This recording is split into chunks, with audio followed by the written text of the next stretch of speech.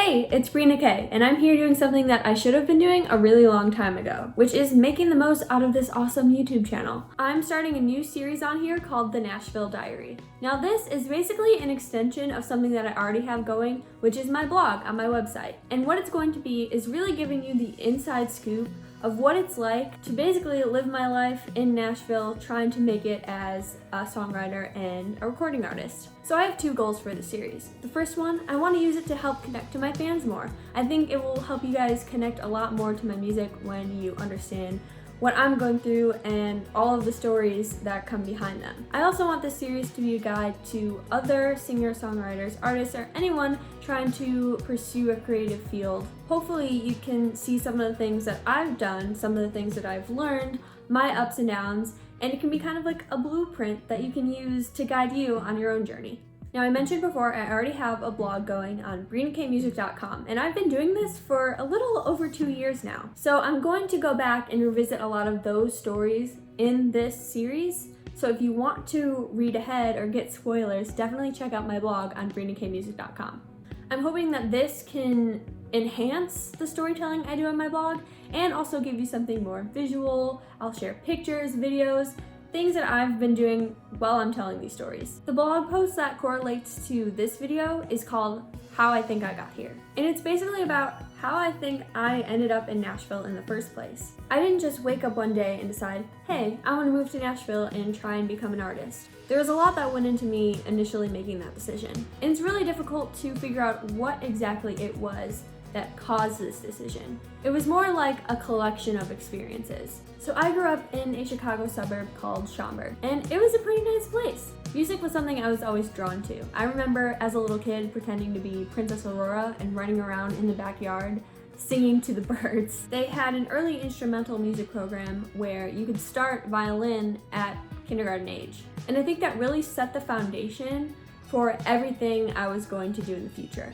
I was also a very energetic child who needed outlets in order to not drive everyone around me crazy. And the outlet that I found was musical theater. So violin and musical theater were really the first musical things that I was involved in from a young age. And from that young age, I developed a passion for music and performing. I love to sing, I love to dance, and it truly kind of felt like the one place that I could be my full self. In real life, I kind of always feel like I need to just shrink myself down or calm myself down or tame myself because I am very energetic and all over the place and very passionate about everything. Musical theater being a place where everything was big and bold and bright and out there, that place really felt like home to me. As I got older, my attention kind of started to focus more into sports. So I played soccer and I did cheerleading, which are kind of performances in a way, just not in the artistic sense that I had done before. Towards my junior and senior year of high school though, I started getting back into the artistic side of things.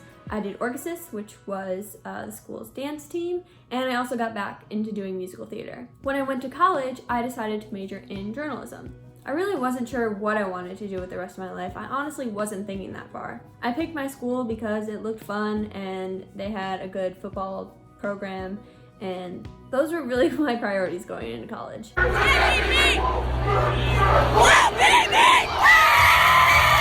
I chose the journalism major because I knew I didn't want a conventional life.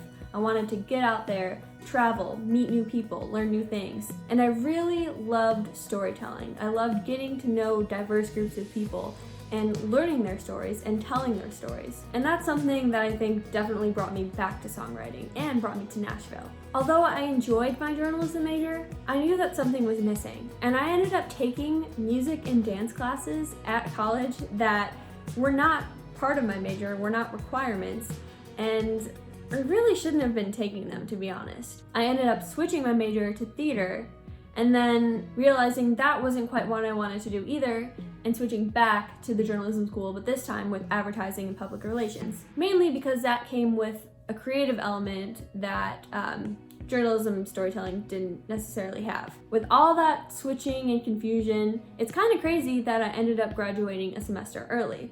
That is definitely something I did not plan for and did not expect. What happened was I also studied abroad twice. I went to Cuba and then I went to London, and the London trip counted for 6 credit hours. And thinking I was behind, I'd also done some classes in summer school. But turns out I was ahead. I still had my apartment leased in Nebraska though for the rest of the school year. So I did some internships, but then I also kind of got back into singing and songwriting.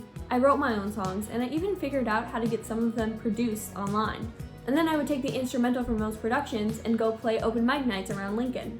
One of those open mic nights happened to be at the mall, and there I met an acoustic duo called the Gunnison Drive Band. I asked the lead guitar player, Mark Hansen, if he'd ever be interested in playing guitar for me at another open mic.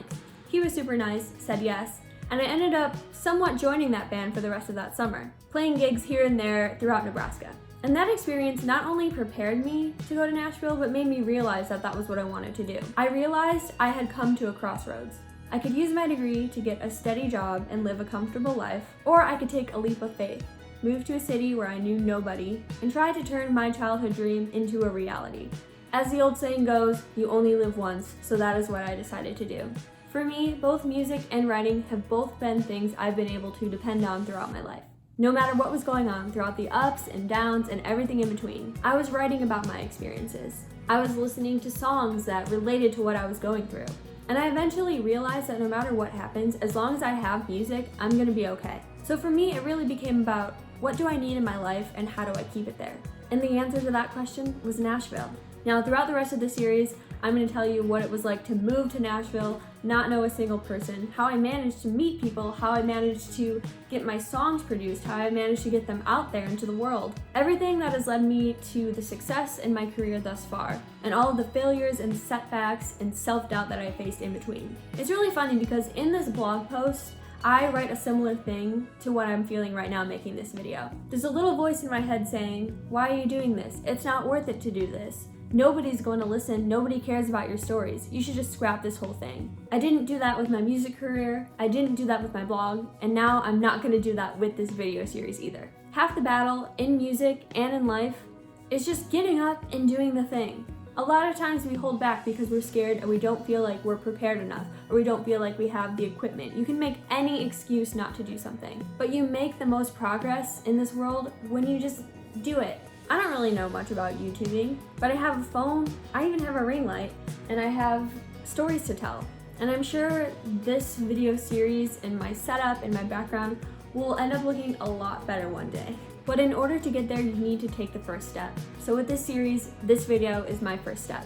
And I'm so excited to have you along for the journey. Be sure to subscribe to my channel so you don't miss any new videos. Go to brinakaymusic.com to check out the blog. And while you're there, check out all my other music things as well. My music is on all the streaming platforms, and I even have some cool merch. Well, that's it for this video. Keep an eye out for the next one to see how my story unfolds.